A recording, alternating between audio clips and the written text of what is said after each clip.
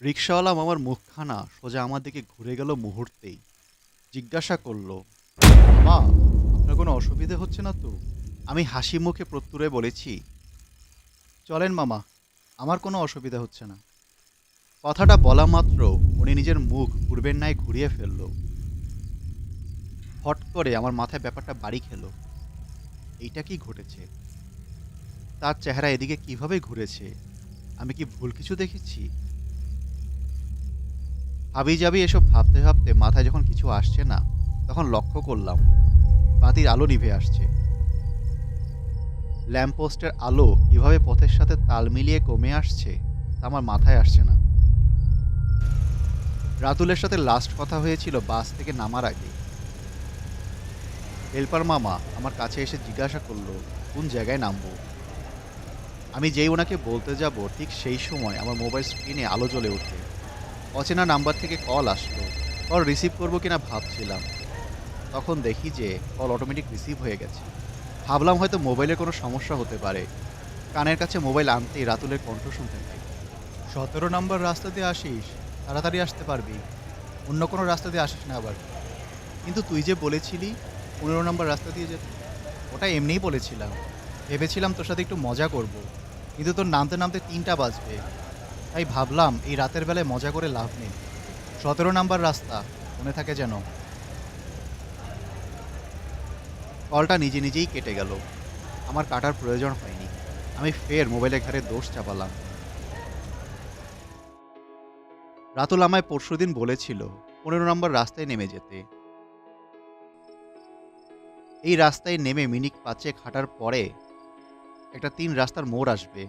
এলাকাটা গ্রাম্য হলেও কয়েকটি দোকান আছে যা সারা রাত খোলা থাকে। রাস্তার মোড়টায় সিএনজি, রিক্সা সবই পাওয়া যায়, যতই রাত হোক না কেন। রাতুল বলেছিল যে কোনো একটা রিক্সায় উঠে রাতুলের বাড়ি বললে রিক্সাওয়ালা নিয়ে যাবে। কিন্তু এখন যা হয়েছে তা পুরোই উল্টো মনে হচ্ছে। এরপর মামাকে 17 নম্বর রাস্তায় নামিয়ে দিতে বললাম। তিনি আমার দিকে বড় বড় চোখ করে তাকালেন, বললেন, 17 নম্বর রাস্তায়? আমি মাথা নাড়িয়ে বললাম, হ্যাঁ, ওই রাস্তায় তো কেউ সাধারণত নামে না। আপনি যাবেন কই? বন্ধুর বাড়ি যাব। সেই বলেছে 17 নম্বর রাস্তায় নেমে যেতে। সত্যি আপনি নামবেন? হ্যাঁ।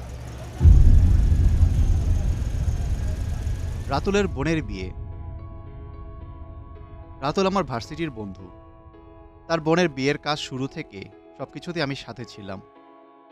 পাত্র দেখা, পাত্রের ঘরবাড়ি দেখা, কথাবার্তা বলা পাত্রপক্ষের সাথে, সব মিলিয়ে আমি রাতুলকে সাপোর্ট করেছি। রাতুল পরশুদিন তার গ্রামের বাড়ির উদ্দেশ্যে রওনা দিয়েছিল। আমাকে সাথে যেতে বলার পরেও আমি যেতে পারিনি। তাকে আমি কথা দিয়েছিলাম বিয়ের ঠিক একদিন আগে আমায় দেখতে পাবে সে বাড়িতে। গাড়িতে ওঠার আগেও রাতুলের সাথে আমার ফোনে কথা হয়েছে। সে আমায় আগের মতো সবই বলে দিয়েছিল। রিকশাওয়ালা মামার মুখখানা সোজা আমার দিকে ফিরে গিয়ে কথা বলার ব্যাপারটা আমায় ঘামাচ্ছে। আমার শরীর দিয়ে ঘাম বেরোচ্ছে রীতিমতো। মুখে হাত দুটো যখন বুলালাম তখন মনে হলো আমি হাতে পানি নিয়ে মুখে দিয়েছি। হঠাৎ আমার রাতুলের কথা মনে পড়ল। তাকে কল দেওয়ার জন্য মোবাইলটা যখন পকেট থেকে বের করলাম, তখন রিকশাওয়ালা মামা বলল, মোবাইল বের করে লাভ নেই, এখানে কোনো নেটওয়ার্ক থাকে না। ব্যাপার কি? রিকশাওয়ালা মামা আমার দিকে না তাকিয়ে কিভাবে বুঝতে পারলো যে আমি পকেট থেকে মোবাইলটা বের করছি? তা কিছুতেই আমার মাথায় আসলো না। আমি কাপা কণ্ঠে জিজ্ঞাসা করলাম, আচ্ছা, আপনি কিভাবে বুঝলেন যে আমি মোবাইল বের করছি? আপনি তো সামনের দিকে তাকানো। আমার কথা শেষ হতে না হতেই তিনি ফের তার মুখখানা আমার দিকে ঘুরালেন। আমার গলার আওয়াজ নিমিষেই যেন বন্ধ হয়ে গেল। এত চেষ্টা করেও মুখ দিয়ে কোনো শব্দ বের করতে পারছি না। আমি আমতা আমতা করছি। আমার নজর সব দিকেই থাকে বলেই তিনি ফের রিক্সা চালানোতে মন দিলেন। বাসে অচেনা নাম্বার থেকে যে কলটা আসলো সেটা আসলে কে? নিজেই নিজেকে প্রশ্ন করলাম। রাতুলের তো অন্য কোনো নাম্বার নেই। বাসে এত ভাবিনি। এর কারণ হচ্ছে সে যখন বাড়িতে আছে যে কারো নাম্বার থেকেও কল দিতে পারে। বাস থেকে যখন নামছিলাম ১৭ নম্বর রাস্তায়, তখন সেখানে একটা লোকও দেখিনি। কোনো রিক্সাও ছিল না। এদিক ওদিক তাকিয়ে যখন রাস্তার দিকে এগোচ্ছিলাম, ঠিক তখনই রিক্সাটা চোখের সামনে চলে আসলো। আমি কিছু বলার আগেই সে বলল, "চলেন রাতুলের বাড়ি, ওর বোনের বিয়ে।" আমার মনে তখনও কোনো সন্দেহ আসেনি। ভাবলাম, রাতুলের হয়তো পরিচিত এদিকের সবাই। সে হয়তো বলে রেখেছে আমি আসব। আর কতক্ষণ লাগবে রাতুলের বাড়ি পৌঁছতে? আমার প্রশ্নে লোকটা হাসলো। এটা স্বাভাবিক কোনো হাসি না। মনে হলো তার হাসির শব্দের সাথে তাল মিলিয়ে রাস্তার দুপাশের প্রকৃতিও হাসছে, ভয়ঙ্করভাবে হাসছে। এই হাসিতে যেন কারো ভয়ে প্রাণ যাবে, তা বলাই বাহুল্য। আমার শরীরের ওজন দ্বিগুণ মনে হলো। নিজেই নিজের ভার বহন করতে পারছি না। রাতুলের বাড়ি তো অনেক দূর, অত দূরে নিয়ে যাও কি ঠিক হবে? বলেই লোকটা আবারও হাসি দিল। তার হাসিটা ভয়ঙ্কর। তার হাসিতেই মনে হচ্ছে কোনো বুলেট লাগানো আছে, যেটা আমার বুক ছিঁড়ে ফেলেছে। আমি রিক্সা থেকে লাফ দিতে চাইলাম, ফলাফল শূন্য। আমি বসা থেকে উঠতেই পারছি না। প্রকৃতি ভয়ঙ্কর রূপ ধারণ করেছে। চারপাশ থেকে অদ্ভুত শব্দ ভেসে আসছে।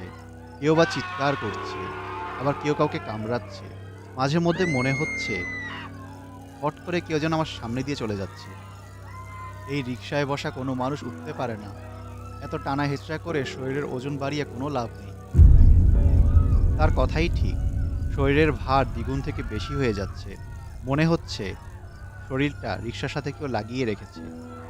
নড়াচড়া একদমই করতে পারছি না।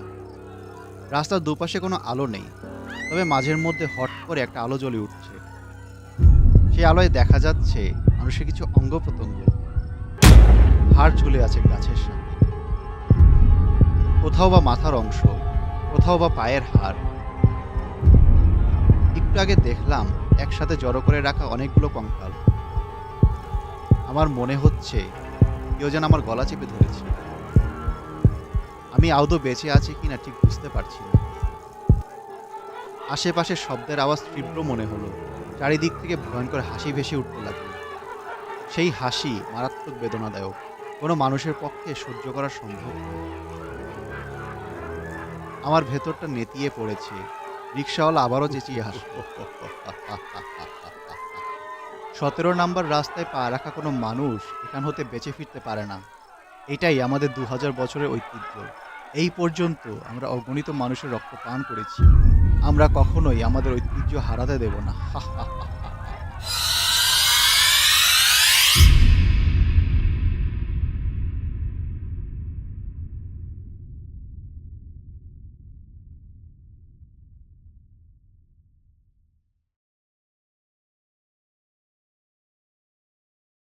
Animated stories, best channel you ever seen.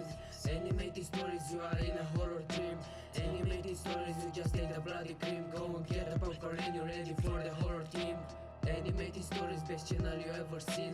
Animated stories, you are in a horror dream. Animated stories, you just take the bloody